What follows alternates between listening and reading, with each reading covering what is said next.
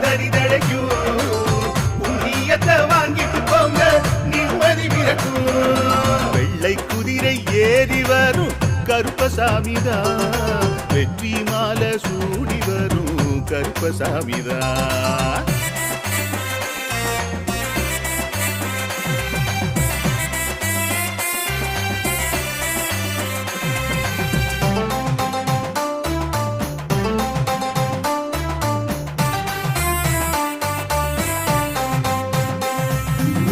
ராமரோட பரம்பரை தானே புடியரை கருப்பசாமி ஐயப்பசாமி சித்தரோட அருள்வாக்கு